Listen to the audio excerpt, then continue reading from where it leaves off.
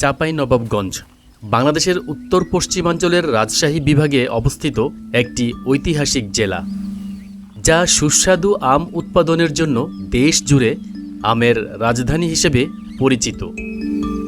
এই জেলাটি মহানন্দা নদীর তীরে অবস্থিত এবং এটি তার সমৃদ্ধ মুঘল স্থাপত্য ও ঐতিহ্যবাহী সংস্কৃতির জন্য অনন্য। এ অঞ্চলের আম, বিশেষ করে ক্ষীরসাপাত, যাকে আমরা হিমসাগর নামে চিনি, ল্যাংড়া ও আশিনা, দেশ বিদেশে অত্যন্ত জনপ্রিয়।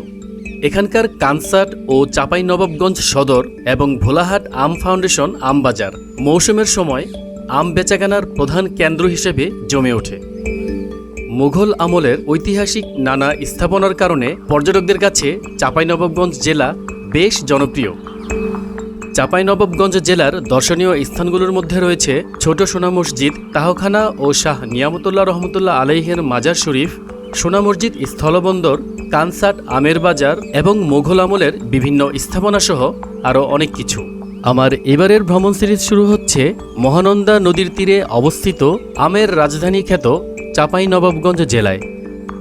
ঢাকা থেকে কিভাবে যাবেন এই আমের রাজ্যে, কোথায় থাকবেন এবং কিভাবে বিভিন্ন দর্শনীয় স্থানসমূহ ঘুরে দেখবেন, সবশেষে কিভাবে বাগানের সুস্বাদু আম ক্রয় করবেন, সব কিছুই থাকছে এই ভিডিওতে।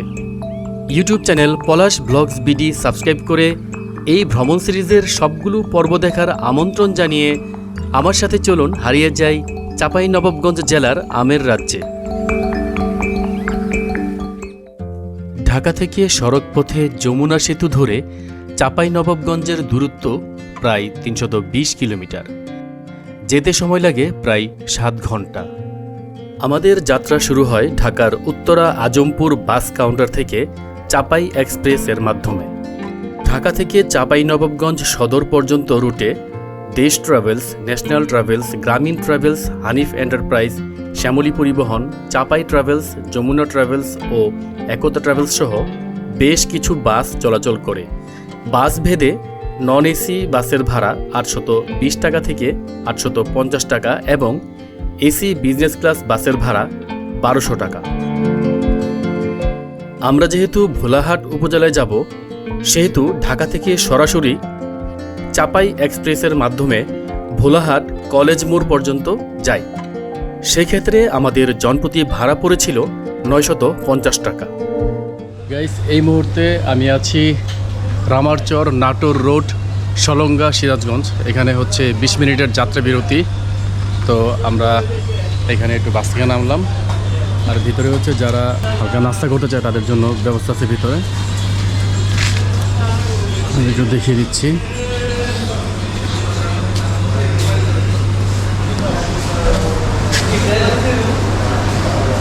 ভিতরে ওয়াশরুমের ব্যবস্থা আছে। এই হচ্ছে আবদুল্লাহ। তো আবদুল্লাহদের বাসায় যাচ্ছি। চাঁপাইনবাবগঞ্জ সদরে থাকার জন্য মানসম্মত কিছু হোটেল বা রেস্ট হাউস রয়েছে। এখানে এসি এবং নন এসি রুমের ভাড়া ৫০০ টাকা থেকে ২০০০ টাকার মধ্যে পেয়ে যাবেন। তবে সবচেয়ে ভালো হয় শিবগঞ্জ এলাকার আশেপাশে কোনো হোটেল বা রেস্ট হাউসে থাকা, যেখান থেকে খুব দ্রুত বিভিন্ন দর্শনীয় স্থানগুলো দেখে আসা যায়। আমরা এখন চলে আসছি ভোলাহাট উপজেলায়। এখান থেকে শুরু ভোলাহাট উপজেলা, আর এটি হচ্ছে বাংলাদেশের একেবারে শেষ প্রান্তে, অর্থাৎ এরপরই হচ্ছে ভারত। ভোলাহাট উপজেলার আয়তন ৪৭.৬৪ বর্গ kilometre. Do you hear that? My sanity about to break while everyone I know's out. On a trip, on a boat, on a lake. চলে আসলাম ভোলাহাট, আর এই হচ্ছে কলেজ মোড়, এলাকার নাম।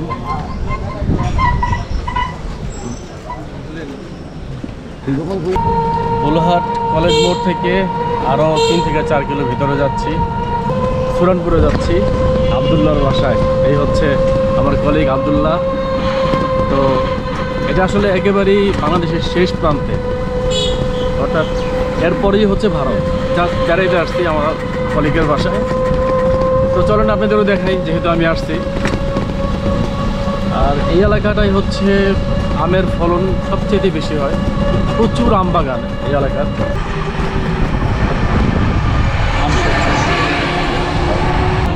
আম ফাউন্ডেশন, এখানে হচ্ছে আমের আড়ত, এই ভিতরে এই সেক্টর হচ্ছে সম্পূর্ণ হচ্ছে আমের আড়ত, সব হচ্ছে আমের আড়ত। এই জায়গায় সবার বাসায় আর কিছু থাক আর না থাক, আম থাকবেই। এত আম গাছ আমি আমার জীবন আর দেখি নাই, আর প্রত্যেকটা গাছই আম ধরে আছে। এখানে কারো গাছের থেকে কেউ আম পেরে খায় না। আমাদের এলাকা হইলে অবশ্য গাছই থাকতো না, কিন্তু এখানে দেখেন প্রত্যেকটা গাছে আম ঝুলে আছে।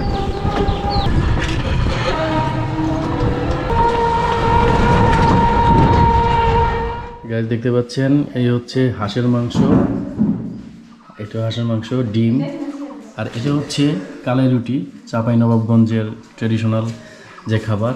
আর এখানে আম থাকবেই। গাইস, আমি এখন চলে আসছি আমার কলিগ আব্দুল্লাহদের বাসার ছাদে। আশেপাশে যারা আছে তারা সবাই হচ্ছে আব্দুল্লাহদের আত্মীয়। এখন আমরা যাচ্ছি চাঁপাইনবাবগঞ্জের ভোলাহাটের শিবগঞ্জে অবস্থিত কানসার্ট বাজারে। বাংলাদেশের সর্বকনিষ্ঠ ও অবহেলিত উপজেলাগুলোর মধ্যে চাঁপাইনবাবগঞ্জ জেলার ভোলাহাট উপজেলা অন্যতম। ভোলাহাট উপজেলার আয়তন 47.64 বর্গ কিলোমিটার।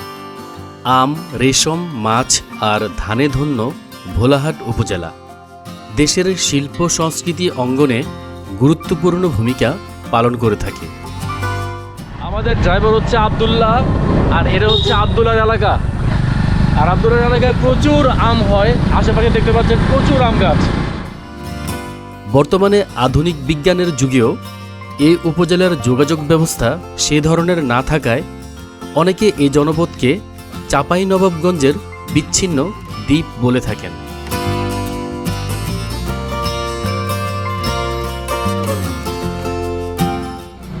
আমি এখন আছি চাঁপাইনবাবগঞ্জের শিবগঞ্জের বারিক বাজারে। এখানে দোকানপাটগুলি সব হচ্ছে টিনের, পাকা দোকান খুবই কম আছে। আর এই যে ভ্যান গাড়িতে নিয়ে যাচ্ছে আম, বিভিন্ন বাগান থেকে আম পেরে নিয়ে যাচ্ছে কানসার্ট বাজারে বিক্রির উদ্দেশ্যে। আমাদের ঢাকাতে যেমন আমরা রিক্সা দেখি, এখানে হচ্ছে ভ্যান দেখতে পাচ্ছেন, মোটর লাগানো।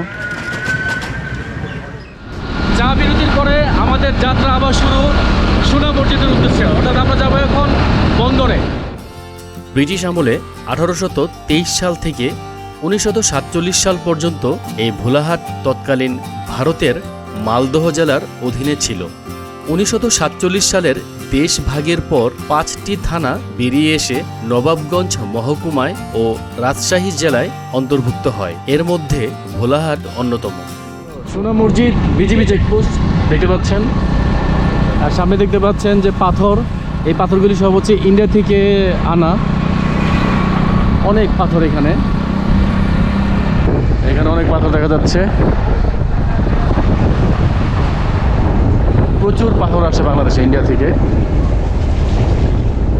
গাইস, আমি এখন চলে আসলাম সোনা মসজিদ স্থলবন্দরে। ওই সামনে দেখতে পাচ্ছেন সোনা মসজিদ স্থলবন্দর লেখা আছে ওইখানে, আর ওই সামনেই হচ্ছে ভারত। আমরা একটু সামনের দিকে যাই। তো আমরা এখন আছি বাংলাদেশে, কিন্তু এখান থেকে কয়েক কদম সামনে গেলেই হচ্ছে ইন্ডিয়া। আর এখান থেকে দেখাই যাচ্ছে এই যে ভাঙাইয়াটা, এটার ওই পারটা ইন্ডিয়া।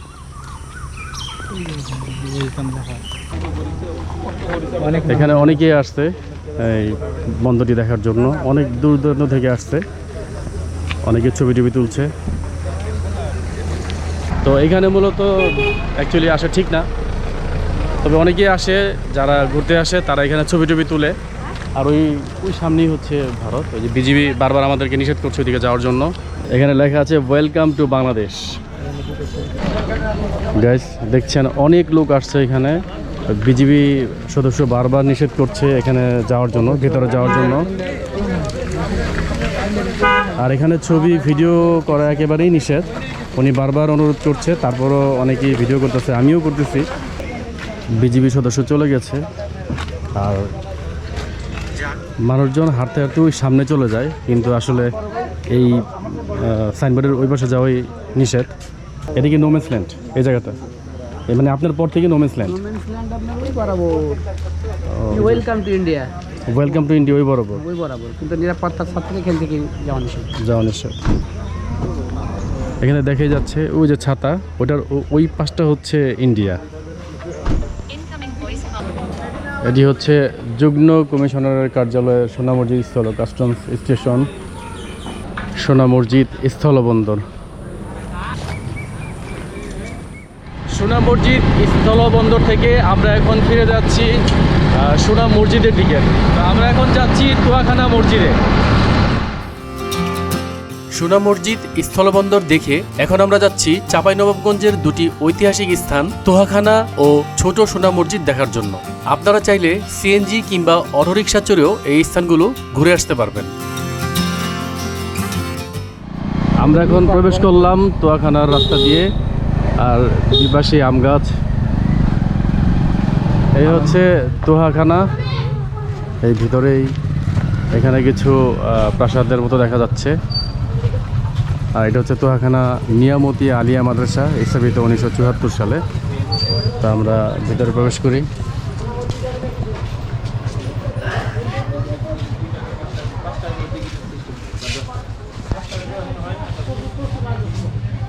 এখানে দেখা যাচ্ছে পরে পড়বেন তাহখানা,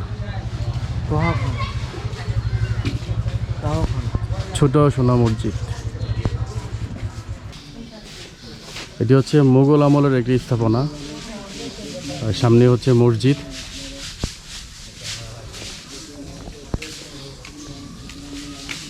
এটার নাম হচ্ছে তাহখানা, কিন্তু স্থানীয় ভাষায় যেটাকে বলা হয় তোহাখানা। এই হচ্ছে মসজিদের গম্বুজ, আর এটি নির্মাণ করা হয়েছে চুন সুরকির মিশ্রণ দিয়ে।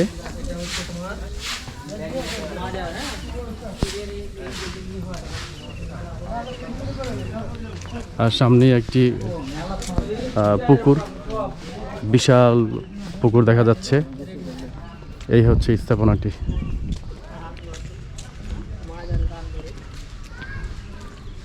এখানে বড় বড় 3টি গম্বুজ দেখা যাচ্ছে।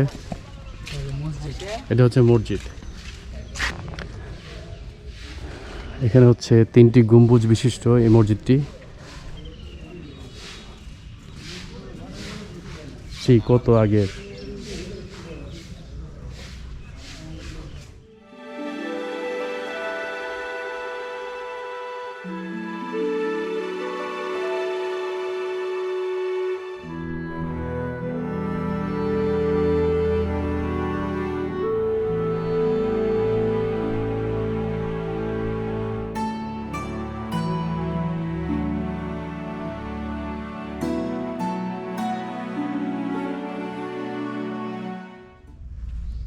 এই মসজিদটি হচ্ছে মোগল আমলের স্থাপনা, মোগল আমলের একটি মসজিদ। এবং এই যে স্থাপনাগুলি আছে এগুলি হচ্ছে চুন সুরকি দ্বারা নির্মিত।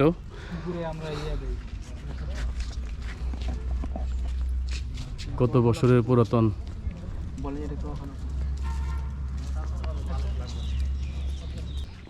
আঙ্কেল, এটা মাজারটা কার?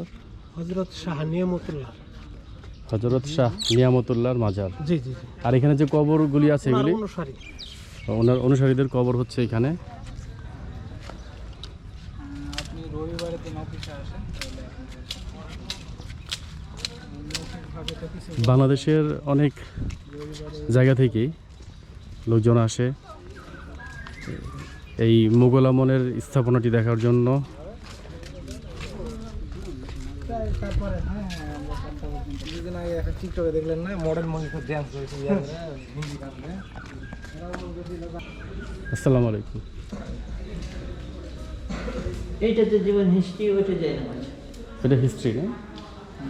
পাতি লেখা আছে সব, আর ওইটা যায় না, ওয়ালে লেখা। এখানে লেখা আছে হযরত সৈয়দ শাহ নিয়ামতুল্লাহ রহমতুল্লাহ এর জীবনী। পূর্বপুরুষ কুরাইশ বংশীয় পরদাদাগণ আরব দেশ থেকে ভারতবর্ষে আগমন করেন। জন্মস্থান ভারতের দিল্লি, মতান্তরে কাশ্মীর প্রদেশের কর্নুল বা বার্নুল নামক স্থানে। এখানে অনেক কিছু লেখা আছে।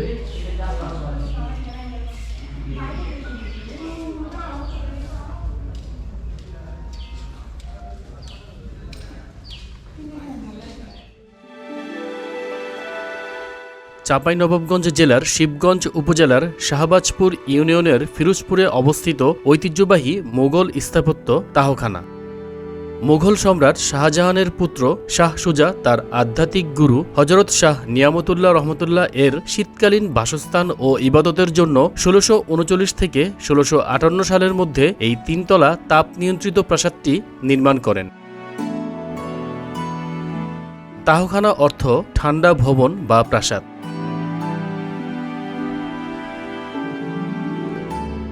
এর কমপ্লেক্সে একটি ৩ গম্বুজ বিশিষ্ট মসজিদ, সুপ্রশস্ত পুকুর এবং হজরত শাহ নিয়ামতুল্লাহ রহমতুল্লাহর মাজার সহ বেশ কয়েকটি সমাধি রয়েছে।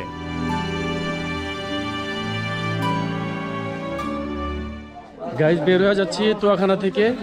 এখন যাব সোনা মসজিদ এবং ওইখানেই জুম্মার নামাজ আদায় করব।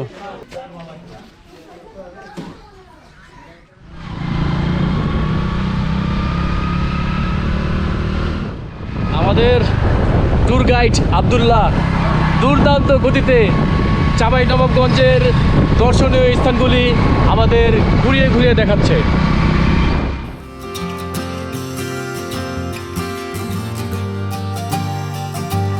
চলে আসলাম চাঁপাইনবাবগঞ্জের অন্যতম একটি দর্শনীয় স্থান সোনা মসজিদ। আর এই হচ্ছে সেই সোনা মসজিদ।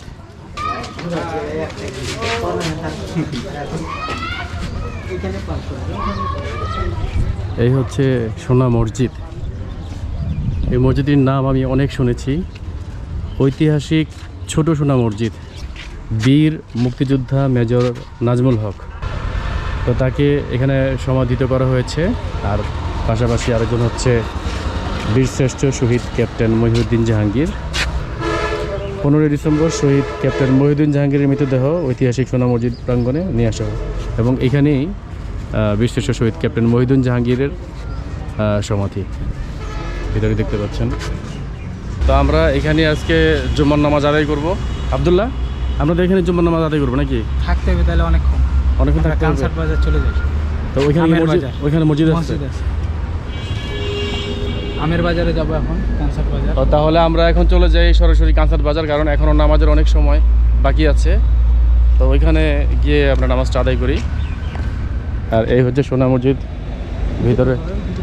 ভিতরে লোকজন আসছে।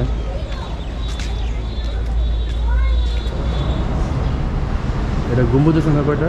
আমরা 1 2 3 1 2 3 4 5 3 5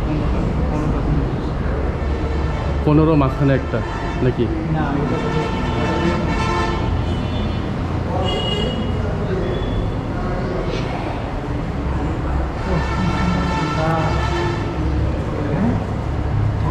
হ্যাঁ, সেই ঠান্ডা। হ্যাঁ, বাহিরে কিন্তু অনেক গরম, কিন্তু ভিতরে এত ঠান্ডা, মনে হয় যে এসি ছাড়া ভিতরে এরকম ঠান্ডা।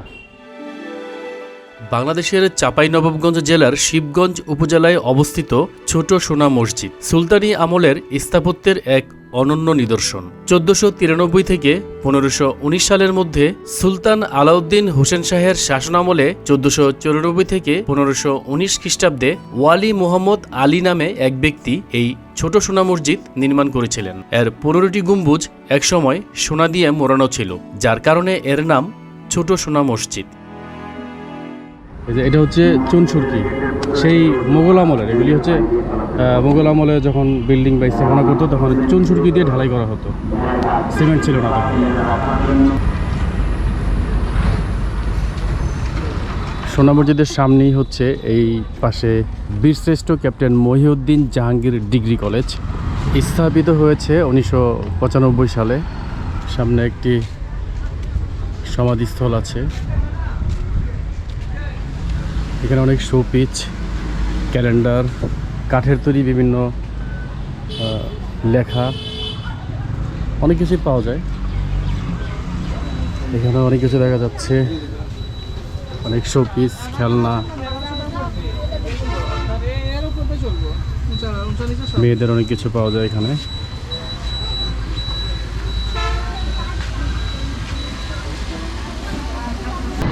আমরা এখন যাত্রা করছি এশিয়া মহাদেশের বিখ্যাত একটি আমের বাজার, কানসাট বাজার। এই কানসাট বাজারটি চাঁপাইনবাবগঞ্জে অবস্থিত, এশিয়া মহাদেশের সবচেয়ে বড় আমের বাজার। ভিউয়ার্স, চাঁপাইনবাবগঞ্জ ভ্রমণের আগামী পর্ব দেখার আমন্ত্রণ জানিয়ে আজকের মতো এখানেই বিদায় নিচ্ছি। ভিডিওটি ভালো লাগলে লাইক ও শেয়ার করবেন এবং ইউটিউব চ্যানেল পলাশ ব্লগস বিডি সাবস্ক্রাইব করে আমার সাথেই থাকবেন। ধন্যবাদ।